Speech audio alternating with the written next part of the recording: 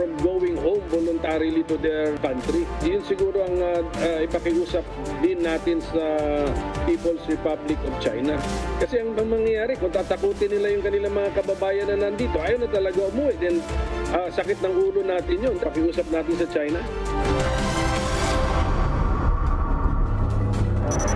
Capital, all sides, all the time. I'm Robbie Alampay. And I'm Gretchen Hall. The big story tonight.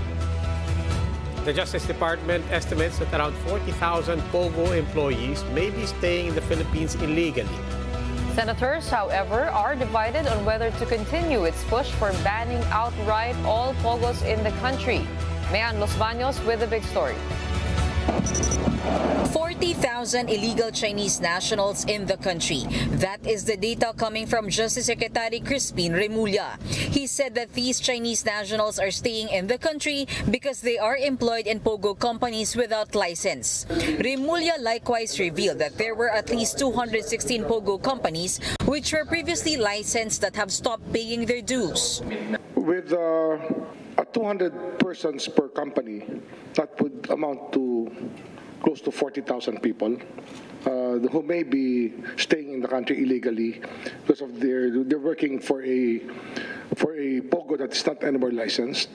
Remulla also pointed out that the deportation of these illegal POGO workers has been delayed due to China's strict and comprehensive protocols. On top of this, punishments await deported POGO workers since the industry is heavily frowned upon by the Chinese government. Remulla said that this was something he is set to discuss with the Chinese ambassador to the Philippines. With this in mind, Senate Minority Leader Coco Pimentel argued that China must be pushed to do its part in intensifying a united crackdown on illegal POGO workers.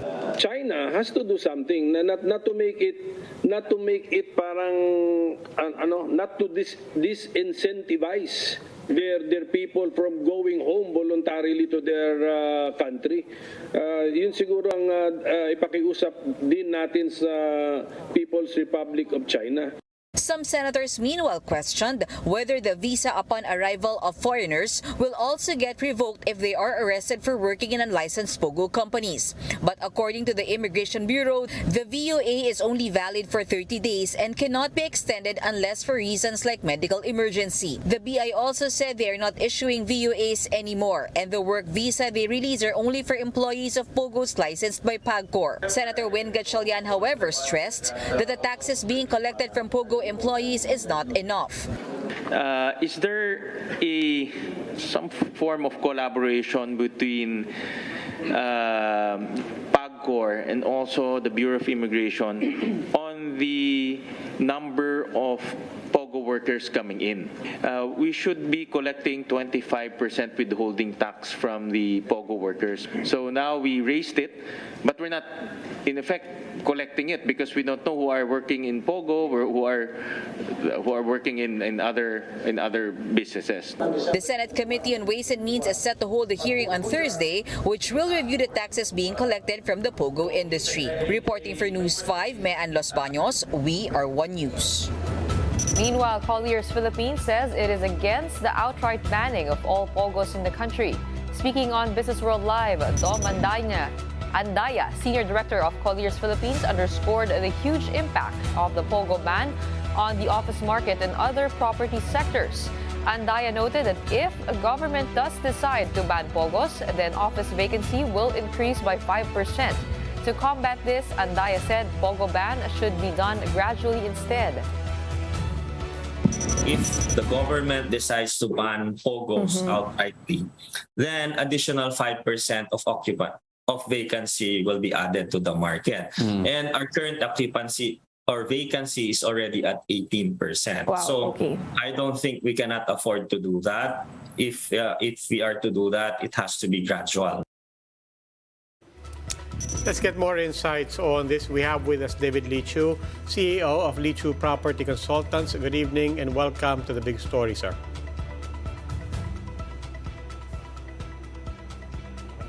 Mr. Leechiu, can you hear us? I think you're still on mute.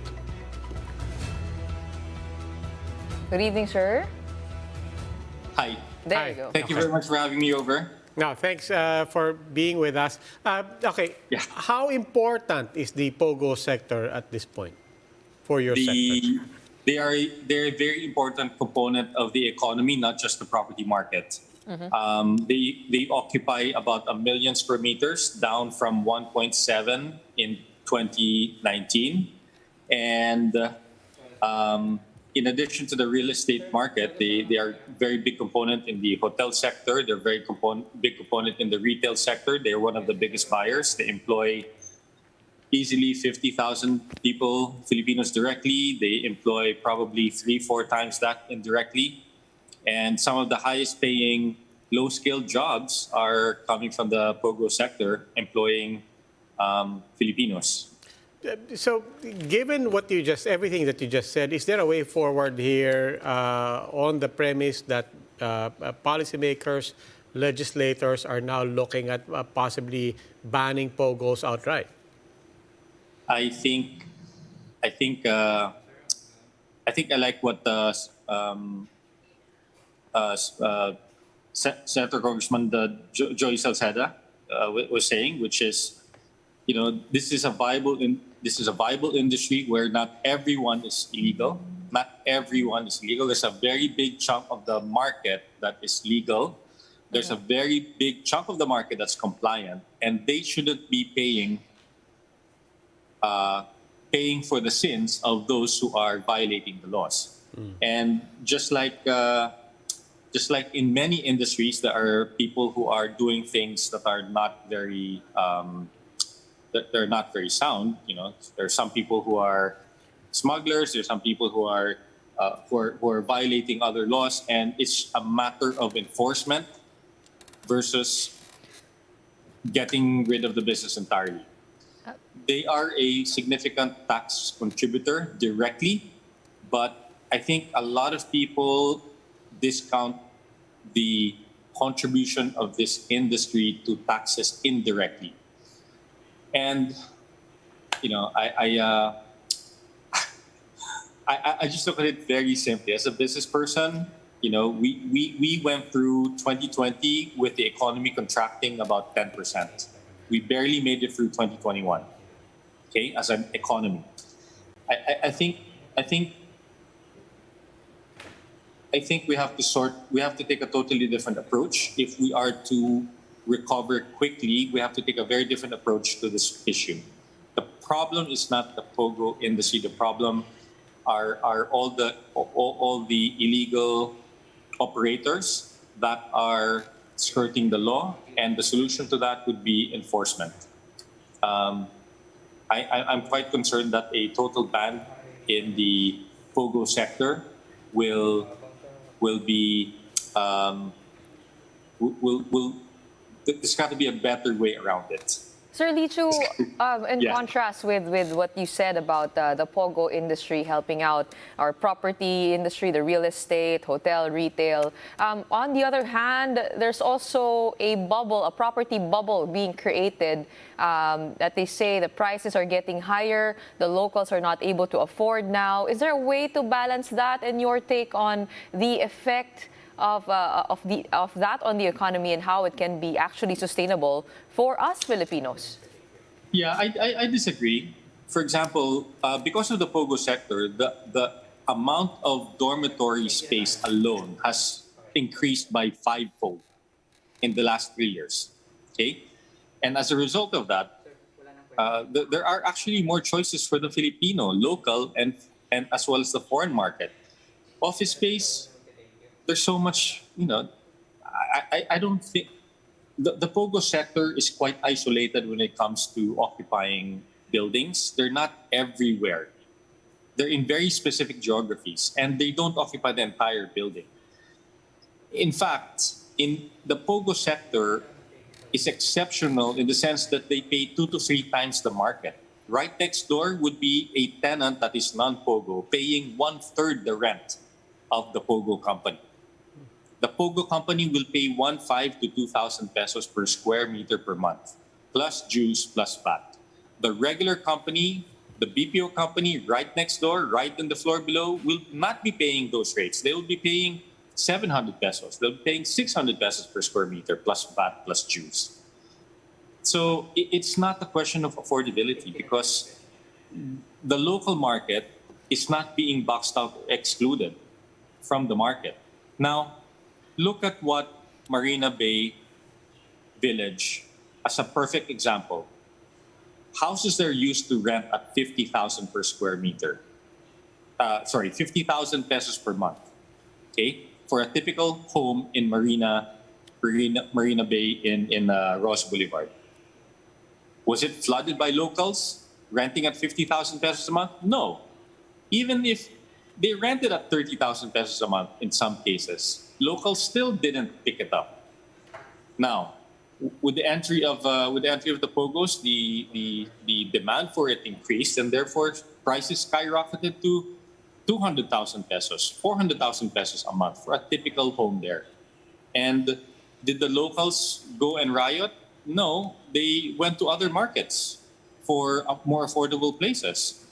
And look at somebody like SMDC. They produce thousands upon thousands of condo units to address the local market. And are the locals jumping in to take advantage of more affordable condos? I don't think that's the case. All right. There's no boxing out of the locals versus foreigners. There might be in Forbes Park, there might be in certain exclusive villages, but that's just 1% of 1% of the population. All right, that was a take of our property industry. Thank you very much, David Leechiu, CEO of Leechiu Property Consultants. After the break, we'll discuss President Bongbong Marcos's arrival in New York, as well as his push for more investors in the country. That and more when the big story returns. Keep it here on One News.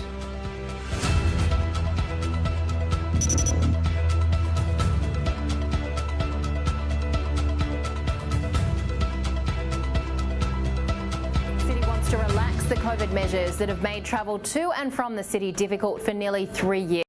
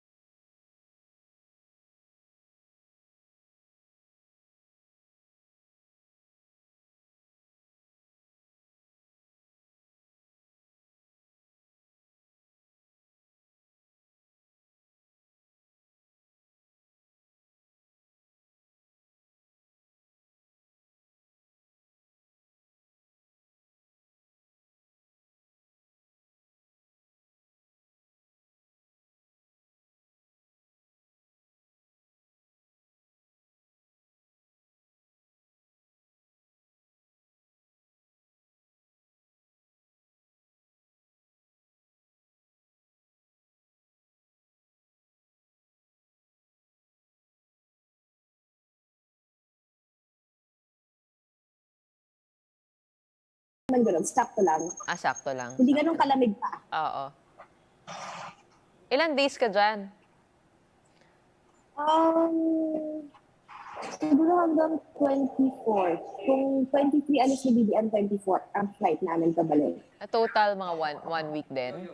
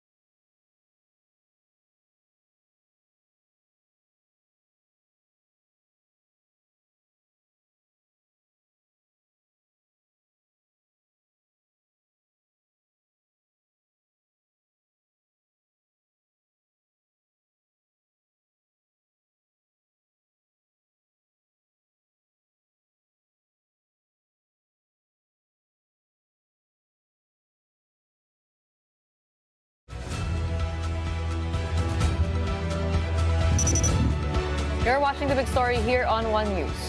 President Ferdinand Marcos Jr. invited U.S. businesses to invest in the Philippines as he promises to further open the economy. Here's the report.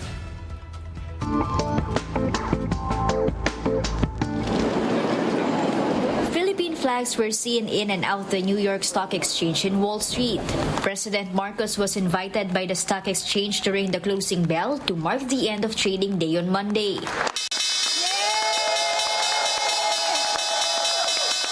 First Lady Liza Araneta Marcos, Congressman Sandro Marcos, House Speaker Martin Romualdez, and Finance Secretary Ben Jokno also joined the President at the bell podium. On behalf of the Philippine delegation, I wish to express our gratitude to the New York Stock Exchange for inviting us here today. I consider it an engagement of invaluable opportunity to share with you how we are further opening up our economy to accelerate our recovery.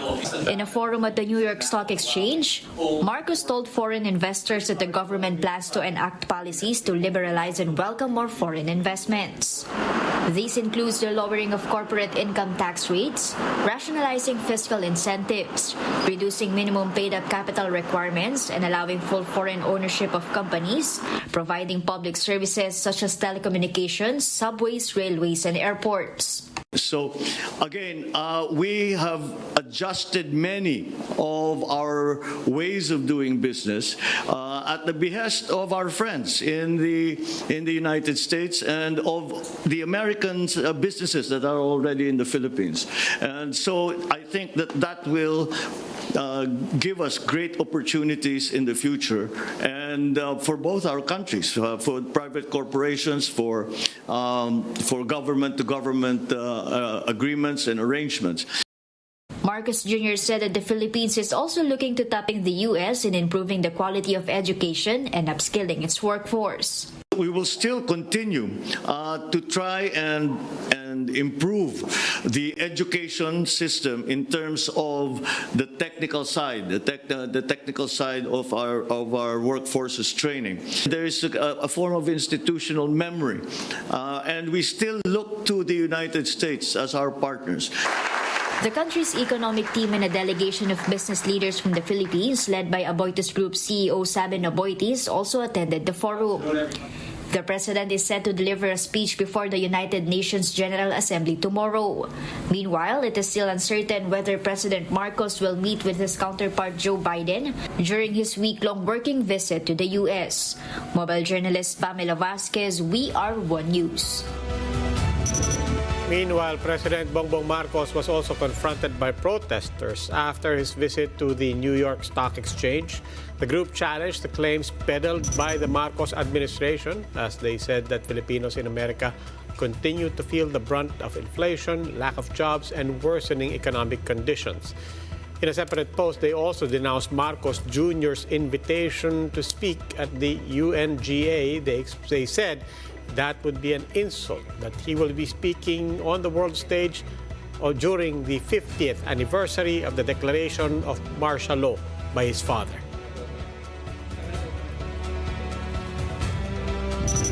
And here to tell us what we can expect during the rest of President Bongbong Marcos' speech, stay in New York, particularly his speech at the United Nations General Assembly, is Marlene Alcaide. Marlene is reporting to us live from New York City. Marlene?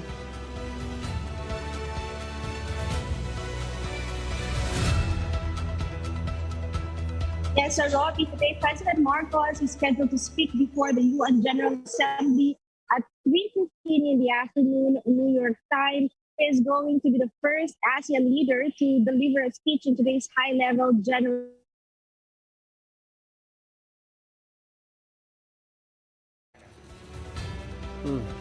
We seem to be having technical problems with Marlene Alcaide. We'll try to get that back, but we will have more stories after we take this quick break. Please keep it here on One News.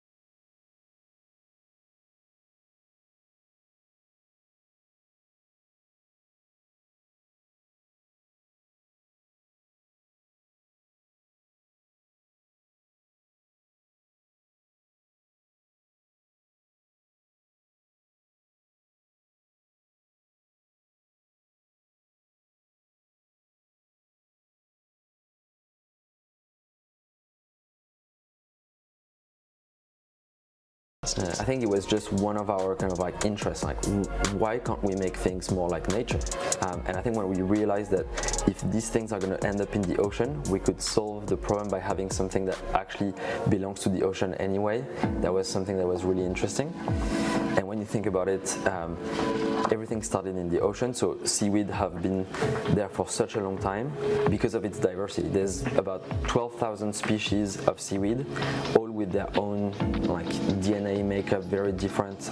Some species of seaweed are more different than a mushroom and a bear.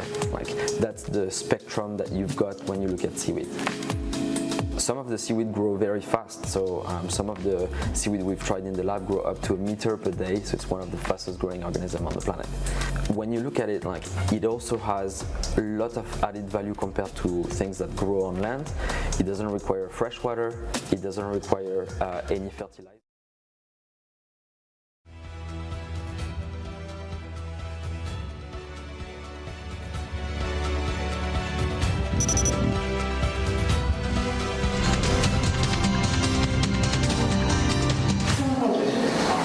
Artists continue to prepare for the martial law commemoration tomorrow despite heavy rains. In UP Diliman, students and professional artists painted a mural depicting the struggle of martial law activists in the 1970s up to the present. The mural, called Kalahating Siglo ng Daluyong, took a week to create. The mural shows President Marcos and his late father, former President Ferdinand Marcos Sr., sitting on thrones, while Senator Amy Marcos was drawn in reference to the Pinoy comic book supervillain Valentina. Student artist Nick Halea says the mural is still relevant for them, even if they did not experience martial law themselves. Halea said this information has become more rampant as it spread through social media. Kami ho ay mga artista ng bayan na mula sa iba't ibang organisasyon na nagtipon upang lumikha ng isang obra upang sumalamin at maging simbolo ng aming paglaban sa madilim na kasaysayan na puno ng pang-aabuso. Jo Tanierla, chairperson of the artist group Tambisa ng Sining, said 10 floats will also be featured in tomorrow's cultural protest. So ito ay kubol ng mga manggagawa sa Huelga. So sinisimbolo niya yung siglang paglaban ng mga manggagawa ng kilusang paggawa mula pa noong panahon ng batas militar hanggang sa kasalukuyan. For his part, Kilusang Mayo 1 Secretary General Jerome Adonis is calling on the government to address persistent labor issues. Hindi kami magdiriwang kung hindi kami ay muling magcha-challenge sa kasalukuyang gobyerno na harapin yung mga long-standing na problema ng mga manggagawa mula pa sa diktadurang Marcos Sr. na pinabayaan. Dapat po ay maregular ang mga manggagawa. Militant groups will begin their protest in Quezon City Circle before going to UP Diliman for the main program. For News 5, Camille Samonte, We Are One News. The Museo ng Pag-asa, curated by supporters of former Vice President Leni Robredo, is now open to the public. Mobile journalist Jacob Lazaro gives us a front seat to the story.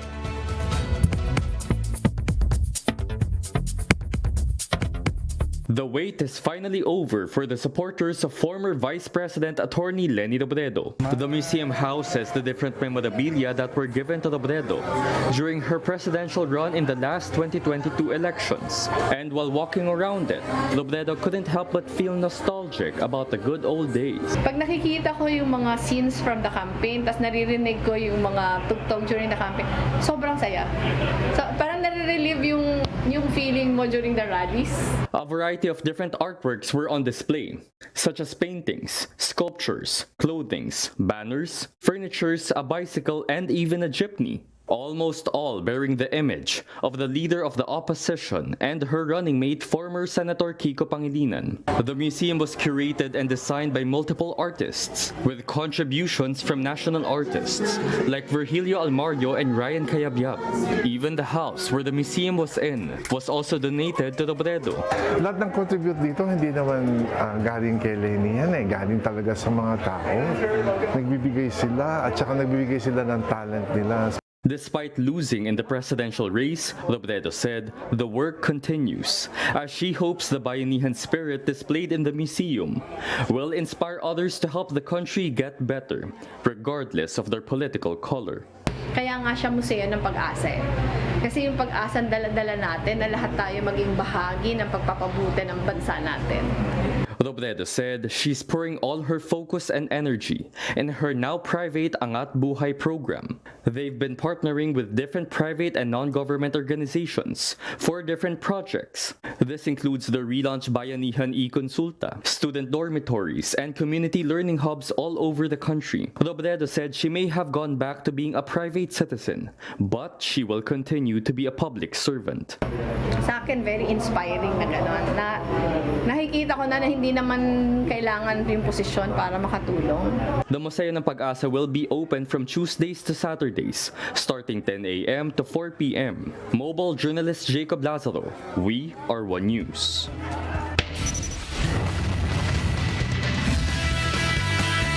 PBA trade alert. Barangay Ginebra has beefed up its roster in a three-way trade with Northport and San Miguel. Ginebra boosted its lineup with the acquisition of high-flying forward Jamie Malonzo and shooter Von Pesumal. In exchange for Malonzo, Northport Batang Pierre acquires the rights to Arvin Tolentino, Prince Caperal, and 48th season first-round draft pick. For Ginebra to get Pesumal, Northport acquires the rights to Jeff Chan and Kent Salado.